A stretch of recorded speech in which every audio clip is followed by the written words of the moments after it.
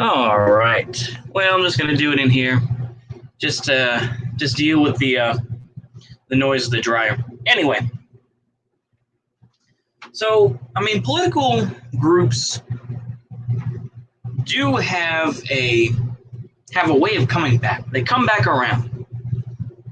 Whether it's you know the various communist groups, like I say, the PSL used to be a Trotskyist group, although now it's I guess more of an ML group. They come from the Marcy line, I guess, according to what Caleb Maupin says. Same thing with these white supremacist groups or anything else like that. These neo-Nazi groups, they have a way of coming back around.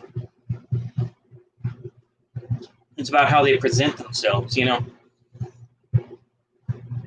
was there was kind of the folks who came from more of the boomer era. You have Mr. Siege Man, Mr. Mason, and you got Dr. Pierce. Mason is pretty close to death. I imagine Pierce, obviously Pierce is already dead. These groups have a way of coming back to the forefront. So I think that, right now, obviously, the MAGA peds, it's like, and some people, of course, are saying is that the America First movement was basically just kind of, was the appeasement movement of Hitler. And that's what a lot of folks did. This is the same group that, Charles Lindbergh was part of, and kind of the silver shirts were part of. And, stuff like that, basically, is that they, wanted to appease Hitler so that we didn't go to war. So I think, these movements come back around.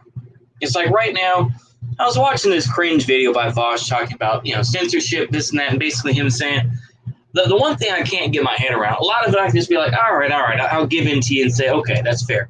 But the one part I couldn't really get is even if there was a socialist society, this and that, and there were racist people, he would still say, yeah, I would want those people banned. And they shouldn't be working in the co-op system that he imagines. And I'm just like, oh, okay. I mean, once again, it's like, the thing is, with this whole argument of censorship and everything else like that, just a brief trip, and then we'll go back onto the larger issue. But the thing is, it's like, I've been kicked off Twitter at least 2 or 3 times. I've known people who have been kicked off Twitter numerous times. A lot of the time, they know how it goes. And that, yeah, there are bots, this and that. It's just like, it's just like presenting a city. It's like you get the cringe folks that are real loud, get them out of the city for a bit, and, ban some folks. But they'll come back. Some people will come back because it's all they know. They have this tight group of friends. And, what it does is that it builds solidarity between them. It builds a friendship. They'll say, oh, yeah, I recognize that guy from Twitter. Yeah, I like his tweets. Yeah. And, so you have that group of folks, that 100, sometimes maybe like close group, like maybe 20 or 30, but sometimes maybe bigger, like 100 or 200. And they'll be like, this is my tight group of people that I mess with, and they're my online friends. So this idea where it's just like, oh, we're going to ban all these far-right people and, all this. But, basically, what Vosh is arguing is just, let's keep the status quo in terms of, social media policy and TOS, basically. Because he doesn't, like he said, he didn't want this extra shit-lady stuff where, oh, but I don't like the government doing that. It's just, the thing is that how difficult it is when he's just like, well, it requires nuance. And when I hear people say, well, it just requires nuance, then that they ultimately don't have an argument. Where it's just like, oh, okay, so you want to keep the status quo. Such is the way, like I said. I think that the MAGA pedes and whatnot, a lot of them may become more like Boomer Waffen and actually, become more Wignatish. Some will go back just into conservatism, And others will just stop getting involved with politics altogether and say, no, we're not going to, I don't know. Like I say, it's a mixed bag. But I think in general, it's just ridiculous. Like I say, for me, like I say, I'm waiting 10 days for when Joe Biden becomes president. I'm waiting for when Joe Biden becomes president and when he will eventually come along and, give his speeches about basically, let's not piss everybody off and we're going to make deals with these folks and everything else. He's a politician just like any other. I think that we will see, of course, increased surveillance and everything else like that. But I think overall, it's just like things are going to change a little bit, but they're not. But they don't want to go full hog. They don't want to do that. Nobody wants to do that. Folks in general, they're not willing to. They're not willing to go down that path. Basically, they want to be able to keep the status quo as long as possible, and kind of, as people have said, I know it's so overused once again. Is that they're going to slowly boil the frog even more. More jobs are going to be lost, over this next 4 years. Joe Biden is not going to bring them back.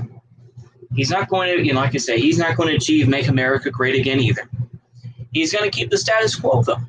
And he's going to do his best to try to make it like it was during Obama's second term. He's going to do his best to bring it back to 2012. You can't really turn the clock back like that because so much shit has happened. Too much has happened. You can't just reverse, Charlottesville and reverse now what's happened at the Capitol and everything else. You can't reverse those things. Too much has happened politically where, I think a fair amount of people have become more progressive, but I think that it's very it's tinged with the color of liberalism. There's a lot of, we still need to respect the presidency and voting, this and that. We just need to elect more progressive people. And like I say, it's DSA level tier type of politics. Are some people more Marxist-Leninist? Are they more anarchistic to some degree? But I think, like I say, it still has it's got the tinge of liberalism. And like I said, and that's the whole idea of the United States, is that we're all liberals to a point. It just, how much are you one, and how much are you willing to be like, screw that, I don't care about it. So, yeah, like I say, I mean, right now people are being kicked off and whatnot. It's Cope. General Flynn, he's got money. Donald Trump, he's still got money. He's, like I said, I guess he's down in San Antonio, this and that. I don't really care. Let's wait for Joe Biden. I'm waiting for Joe Biden to come in. And, we're hopefully, people like me will join the folks who are just going to continue to talk shit about Joe Biden and say, look at this guy. Look at what he's about. He is not some progressive guy. He's not going to be some bourgeois sort of, well, if we're going to push him to the left and all that. That's not going to happen. And like I say, that rhetoric is going to die out quickly, I think. But I think that people are going to make their apology up. And that, throughout January, February, March, maybe April, people are still going to be, having apologia for him. Hell, probably until 2024, they're still going to have apologia for him. They're still going to have apologia. And say, well, it was this person's fault. It was the Republicans' fault. And they'll blame everyone but him. But yeah, like I say, man, everybody, of course, is, but things move much quicker, though. And I think that it didn't take that long for folks to build up a resistance to Trump. How long is the real resistance going to be to build against Biden? That's one of the real questions, isn't it? Is where is that going to come? How big is it going to get? Yeah. Like I say, apologies for the dryer here. It's easier to come in here that way. I don't disturb anybody, whatnot. But yeah, like I say, I think that's pretty much all I have. And I think all we can do is just try to talk, at least bring it up on these channels and be spurgy about it. It's probably I'm just preaching to the choir basically, but to show what Joe Biden is really about, and that he's not going to be any bit different than Trump. It's just the rhetoric is going to be slightly different. That's all it is. The thing is that Trump and Biden probably knew each other for a long time. And yeah, so we'll see where it goes. But yeah, that's all I really have, I think. I hope y'all enjoy that. See you later, and goodbye.